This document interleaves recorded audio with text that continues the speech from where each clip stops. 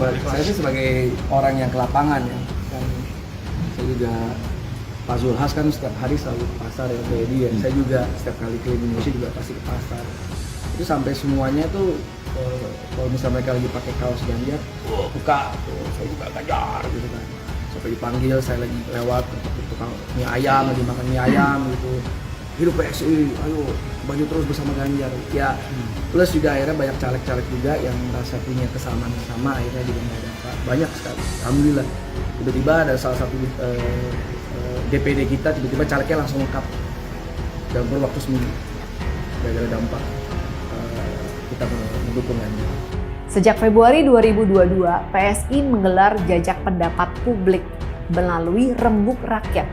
Ada 9 nama yang diuji, diantaranya ada Pak Ganjar Pranowo, Pak Erick Thohir, Pak Mahfud MD, Ibu Sri Mulyani, dan seterusnya. Jajak pendapat ini dilakukan secara online dan diikuti lebih dari 100.000 responden. Dan hasilnya Pak Ganjar unggul dengan perolehan suara di atas 50%. Ketika Pak Jokowi, Pak Ganjar menjadi calon gubernur, bukan faktor elektoral. Bukan faktor elektabilitas, boleh dilihat Pak Jokowi masih jauh di bawah Pak Fokke, Pak Ganjar masih jauh di bawah oleh Pak Bibit Waluyo. Tetapi karena kerja kolektif, maka kemudian kita mendorong daya terima melalui pergerakan mesin partai yang menyatu dengan rakyat. Itu yang dilakukan oleh PDI, karena itulah elektoral itu bukan pertimbangan yang utama, tetapi pertimbangan kepentingan bangsa dan negara. Dan itulah Ibu Mega telah membuktikan begitu banyak pemimpin lahir dari PDI Perjuangan. Tetapi kalau Ganjar Pranowo yang dimajukan, saya pikir peluang kemudian menggait KIBK itu sangat mungkin terjadi, atau bahkan dinamisasi akan berubah ya, karena kita tahu dalam beberapa rilis lembaga survei nasional, Ganjar ditempatkan di posisi pertama bahkan di atas Prabowo dan Anies Baswedan, dan itu daya pikat nomor 1 ketika berbicara mengenai bagaimana menarik partai-partai lain atau koalisi lain. Dan biasanya tinggal berbicara masalah teknis, pembagian kekuasaan, menteri dan lain-lain. Jadi bergantung pada siapa capres yang akan dimajukan. Ganjar konsisten 3 besar capres hasil musrah relawan Jokowi. Dari Jakarta, nama Gubernur Jawa Tengah Ganjar Pranowo masuk dalam deretan calon presiden atau capres hasil musyawarah rakyat atau musrah relawan Joko Widodo atau Jokowi.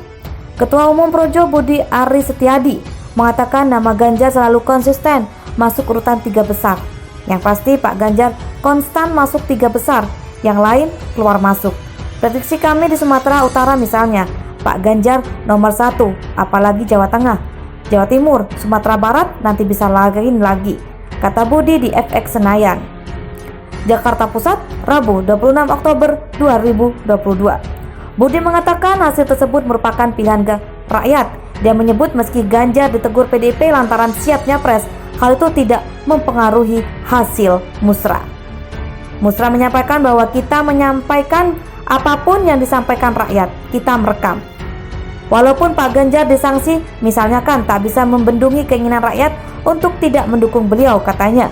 Karena kan di Indonesia itu semakin ditegur, semakin ditekan, semakin naik popularitasnya. Jadi, buat kami tidak ada pengaruh dari sanksi atau apapun sambungnya. Ganjar Pranowo sebelumnya diklarifikasi DPP PDIP karena pernyataannya setiap menjadi capres 2024, Ganjar dinyatakan tidak melanggar tetapi tetap kena sanksi. Sanksi bagi Ganjar disampaikan Ketua DPP PDIP Bidang Kehormatan Kamarudin Watubun di markas PDIP Jakarta, Senin 24 Oktober. Sanksi ini diberikan setelah klarifikasi terhadap Ganjar. Setelah kami sampaikan klarifikasi meskipun beberapa waktu lalu saya sampaikan ke media, dan setelah kami menilai dari aturan organisasi meskipun dia tidak melanggar, tapi pernyataan ini menimbulkan multitafsir di publik, ujar Watubun. Maka tadi saya sampaikan jatuhkan sanksi teguran lisan kepada Ganjar Pranowo, tutupnya.